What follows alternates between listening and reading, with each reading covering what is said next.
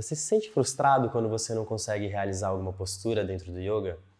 Então, dá uma olhadinha nesse vídeo que eu vou falar de algumas fases que a gente tem na nossa prática.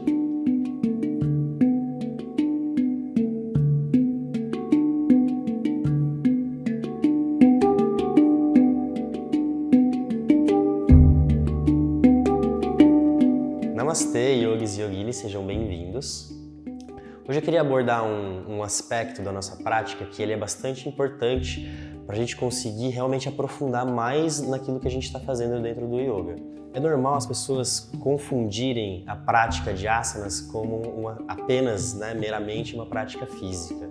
Ela é uma prática física, obviamente, a gente está trabalhando o nosso corpo, né? E se a gente for pensar em termos motores, a gente vai ter três fases do nosso aprendizado, né? A primeira fase é quando a gente introduz um movimento novo, ou um asana, né? Quando a gente está falando do yoga, introduz um asana e você não consegue fazer.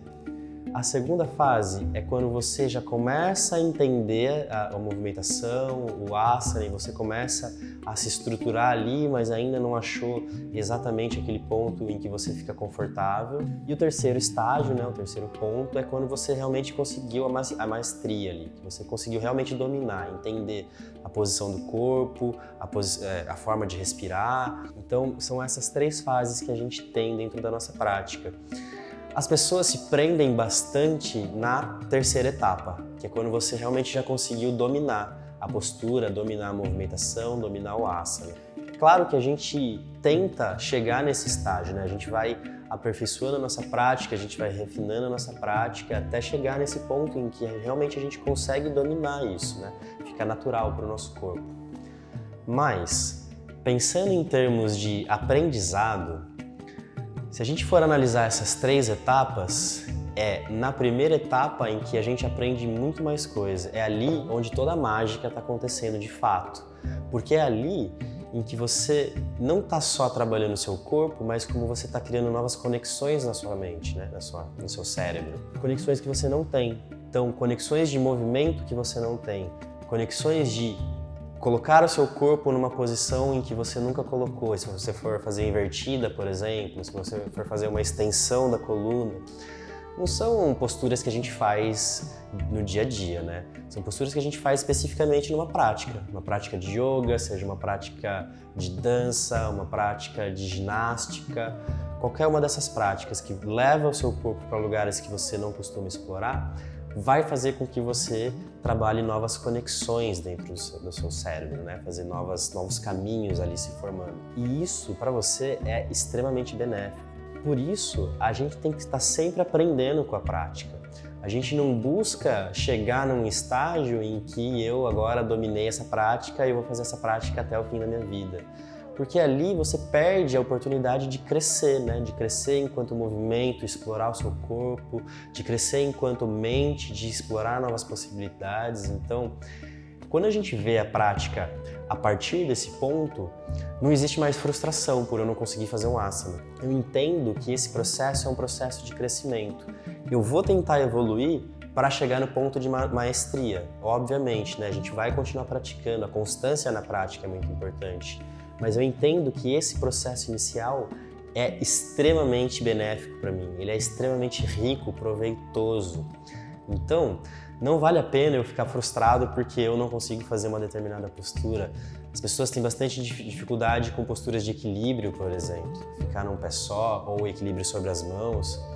É claro, isso é muito desafiador e a gente vai aprendendo com esse processo. Isso é a verdadeira prática que a gente chama de swadhyaya, de autoestudo, de você conseguir levar a sua compreensão, a sua mente para esse ponto em que todas as etapas, não importa o que você faz, se você está conseguindo fazer isso bem, se você ainda está tendo dificuldade, qualquer parte da prática é uma parte que te mostra um aprendizado, que te convida a explorar alguma coisa. Quando a gente está no começo da prática, né, nessa etapa inicial, a gente sente muito desconforto, a gente não sabe muito bem posicionar o corpo.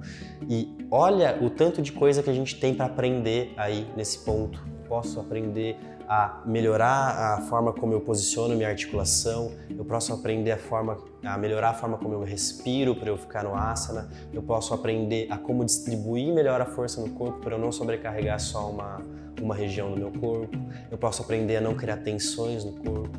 Tudo isso vai sendo um aprendizado, né? Tudo isso vai sendo benéfico pra gente. Então, a gente sai de um ponto de competição, de querer chegar num lugar de maestria, porque eu quero mostrar que eu sou bom, e a gente se coloca num lugar de aprendizado e superação. Com esse olhar, para mim especificamente, eu acredito que isso torna a prática muito mais profunda, porque você não se preocupa mais em expressar o asana apenas. Você percebe que não existe yoga, não existe asana, se você não expressar ele. Não existe Virabhadrasana. Virabhadrasana, a postura do guerreiro, ela só existe quando alguém faz a postura. Ela só vai existir se você fizer ela. É a expressão do seu corpo que torna o asana vivo. É você se expressando ali que vai fazer com que essa prática exista. Então, não existe prática de asana separada de você. Você é essa prática. Você se expressa, você dança conforme você se movimenta nessa prática. Então, dessa forma, você começa a se olhar de uma maneira muito mais profunda e muito mais investigativa e muito mais humorada também da prática. Você tira essa tensão de achar que você precisa fazer alguma coisa para conseguir fazer a todo custo um asana. Você tira todo esse peso da sua prática. Eu espero que vocês consigam realmente internalizar isso, porque isso vai tornar a prática de vocês muito mais poderosa, assim, sem dúvidas. Se vocês têm mais alguma dica, alguma sugestão, algum comentário em relação a isso, deixa aí nos comentários. A gente se vê na próxima. Namastê!